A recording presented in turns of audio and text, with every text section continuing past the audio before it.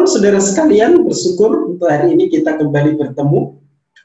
Untuk sesi-sesi sebelumnya kita sudah belajar untuk liturgi, sakramen maupun beberapa ibadah kematian, lalu pemberkatan nikah, pertunangan dan semuanya. Dan untuk hari ini dan hari-hari berikutnya kita akan lebih fokus kepada ibadah umum. Ya, ibadah umum. Dan secara umum ini beberapa materi yang saya coba untuk bagikan kepada saudara. Bagaimana membuat liturgi kebaktian umum itu menjadi begitu menarik. Dan kira-kira kiat apa yang kita butuhkan supaya ibadah itu bisa berjalan dengan sangat baik. Nah, saya akan share screen terlebih dahulu. Ya, jadi membuat ibadah menjadi baik atau menarik. Ya, seperti itu. Nah, untuk itu memang ada beberapa yang harus kita nanti perhatikan. Ya, jadi yang pertama memang harus dipersiapkan liturginya itu dengan baik. Ya. Jadi kalau ibadah bisa berjalan dengan baik, memang perlu dipersiapkan liturgi. Karena apa? Liturgi ini berbicara tentang urut-urutan dalam ibadah. Oleh karena disini katakan liturgi adalah tata cara peribadatan dalam gereja. Oleh karena itu ada namanya unsur-unsur liturgi yang harus kita pahami. Lalu yang kedua memang ada urutannya. Nah, kadang tiap gereja beda-beda. Misalnya gereja karismatik, misalnya yang saya pernah ikuti, penyembahan, 2 pembukaan pres, lalu firman, selesai ya. Tapi ada juga yang berbeda. Ujian pembukaan, ada votum, ada ini, salam votum, ya, 2 pembukaan, lalu lagu pres, lalu penyembahan, firman. Oleh karena itu tiap gereja memiliki urutan liturgi yang berbeda-beda. Ya, seperti itu. Nah, liturgi yang baik akan mendukung suasana ibadah berkenan kepada Allah. Dan perlu disiapkan liturgi yang baik. Ya, seperti itu. Nah, hal yang penting selain mempersiapkan liturgi adalah mempersiapkan seorang pemimpin ibadah yang baik. Supaya bisa membuat ibadah yang baik, selain liturginya disiapkan dengan baik, kita juga mempersiapkan pemimpin ibadahnya. Atau biasa disebut dengan liturgosnya. Pemimpin ibadah adalah pemimpin yang mengatur, memutuskan semua hal yang terkait dengan ibadah yang dipimpinnya. Sehingga dapat membawa jemaat ke dalam suatu persekutuan yang intim dengan Allah secara pribadi. Jadi ini yang mengatur, memutuskan segala hal yang terkait dengan ibadah yang dipimpinnya. Jadi berapa lama ibadah itu yang menentukan sebenarnya adalah pemimpin ibadah. Kenapa? Berapa kali lagu harus diulang-ulang, gitu ya. Ulang lagi, penyembahan harus berapa lama? Ya, pemimpin ibadah. Nah, seperti itu. Memutuskan semua hal yang terjadi terkait dengan ibadah. Bagaimana kalau lampunya mati? Wah, begitu. Oh, gelap kalau ngalung kan begitu. Nah, itu pemimpin ibadah harus siap. Dan tanggung jawabnya adalah membawa jemaat ke dalam suatu persekutuan yang intim dengan Allah secara pribadi. Oleh karena itu, seorang pemimpin ibadah harus dipersiapkan dengan baik. Supaya akhirnya bisa memimpin dengan baik. Apa tanggung jawab pemimpin ibadah? Nah, ini lebih spesifik saya jelaskan. Mengerjakan tugas sebagai pemimpin ibadah dalam persiapan, pelaksanaan, dan evaluasi. Ya. lalu mempersiapkan jemaat untuk masuk dalam hadirat Tuhan. Persiapan ya pastilah ada latihan, kan begitu kan? Dia harus latihan dengan pemusik, dengan semuanya. Lalu dalam pelaksanaannya, ya dia harus bertanggung jawab dan evaluasi. Ya, setelah ibadah kan begitu. Kira-kira apa kekurangan, apa kelebihan semuanya, ya seperti itu. Lalu yang selanjutnya dalam menciptakan suasana surgawi, artinya bahwa pemimpin ibadah harus dapat menciptakan suasana yang layak untuk kehadiran Tuhan di tengah-tengah umatnya. Ya, jadi bagaimana pemimpin ibadah ini benar-benar bisa memimpin sehingga suasana ibadah itu begitu hadirat Allah begitu luar begitu ya hadirat Allah. Lalu yang selanjutnya yaitu mendorong dan memotivasi setiap jemaat untuk mempersembahkan sesuatu kepada Tuhan. Bagaimana jemaat didorong untuk bisa memberi pujian dengan sungguh-sungguh, persembahan dengan sungguh-sungguh, dan semuanya. Oleh karena itu, karena tugas yang begitu berat itu, seorang pemimpin ibadah harus memiliki kualifikasi. Pertama itu adalah aspek rohani. Aspek rohani ini meliputi, ya pastilah orang yang sudah percaya Yesus sebagai Tuhan dan Juru Selamat. Ya, memiliki kerohanian yang stabil. Artinya seorang yang memiliki hubungan pribadi yang intim dengan Tuhan.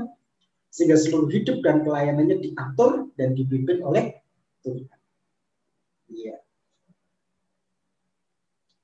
Memiliki kehidupan yang kudus, salah satu penghambat dalam memimpin ibadah adalah dosa yang dimiliki oleh pemimpin ibadah. Dalam perjanjian lama terkait dengan ibadah di bait suci, Allah tidak main-main dalam mempersiapkan pemimpin ibadah. Allah mengkhususkan orang Lewi sebagai pemimpin ibadah. Mereka hanya tinggal di bait suci untuk melayani dan mentairkan segala sesuatu yang najis sebelum ibadah dimulai. Jadi memang dikhususkan. Memiliki kehidupan yang menjadi berkat bagi orang lain.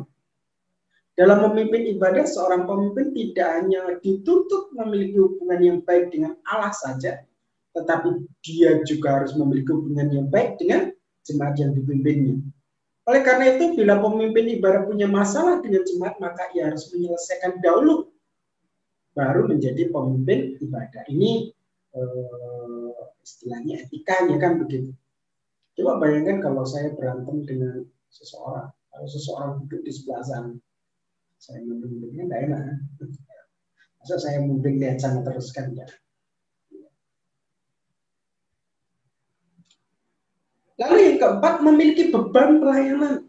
Poin ini menjadi begitu penting sebab jika seorang pemimpin ibadah mempunyai beban melayani, maka ia akan mempersiapkan ibadah dengan sebaik-baik.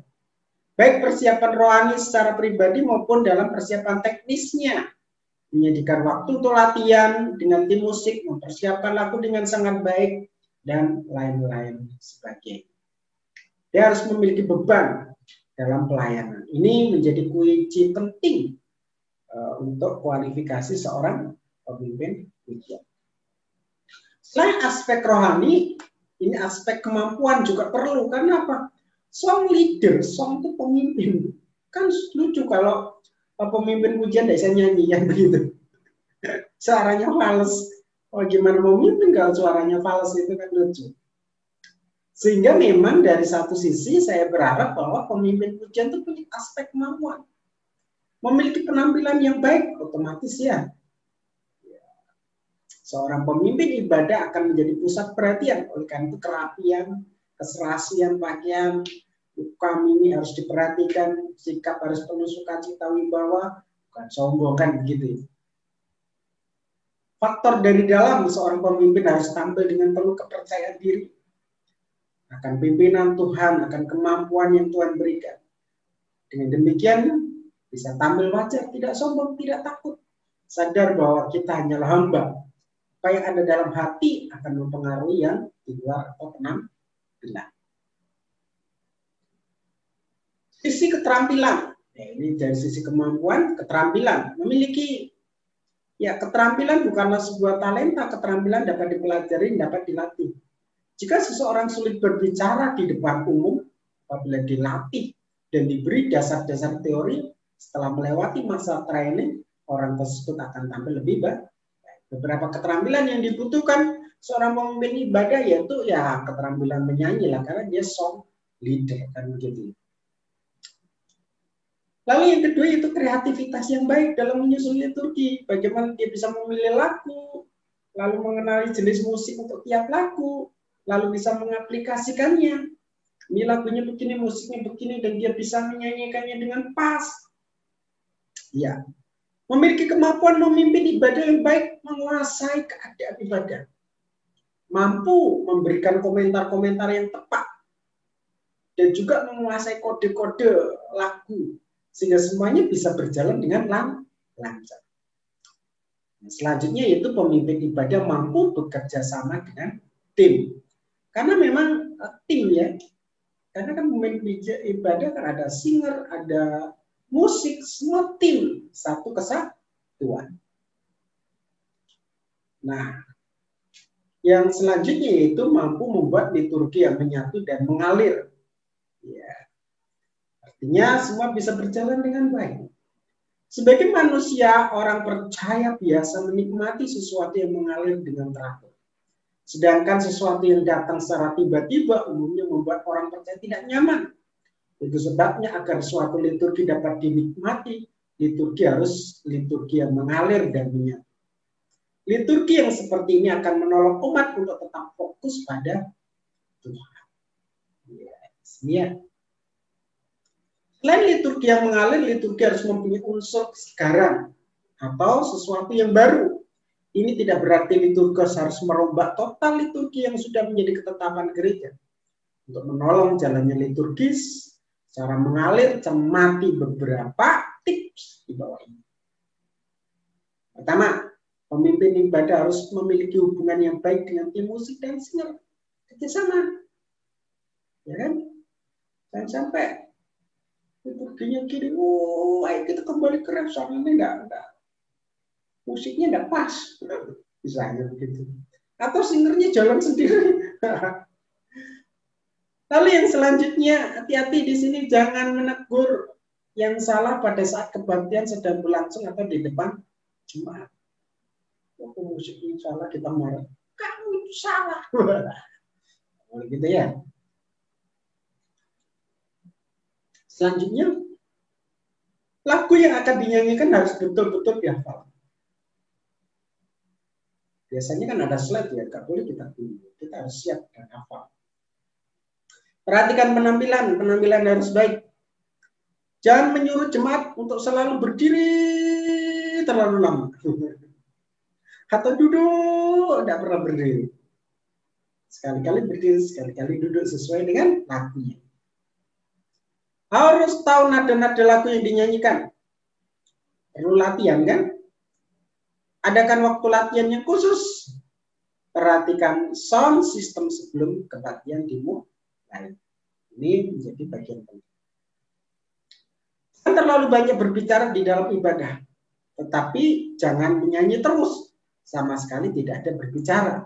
Berbicaralah secara komunikatif dengan kalimat atau ungkapan yang membangkitkan. Nanti kita akan pelajari lebih khusus. Kalau sudah di atas mimbar, jangan minder malu. Ingat bahwa Tuhan mau pakai kita. Ini pentingnya, ya, ini sudah selesai. Ya, ya. Jadi saudara sekalian itu beberapa hal terkait dengan membuat ibadah yang baik. Ibadah yang baik akan berjalan dengan baik apabila yang pertama memang perlu susunan liturgi dan harus dibuat sedemikian rupa. Supaya apa? Supaya semua bisa berjalan dengan lancar. Lalu yang kedua memang perlu pemimpin pujian yang memang benar-benar memiliki persiapan yang baik. Memiliki kemampuan baik secara rohani maupun kemampuan secara skill kan begitu ya. Lalu yang ketiga memang mampu membuat liturgi yang mengalir dan menyatu. Sehingga semuanya bisa berjalan dengan baik. Dan akhirnya ibadah benar-benar menjadi berkat. bagi orang-orang yang menikmati. Terima kasih banyak. Saya rasa itu untuk materi hari ini. Tuhan Yesus memberkati kita semua. Amin.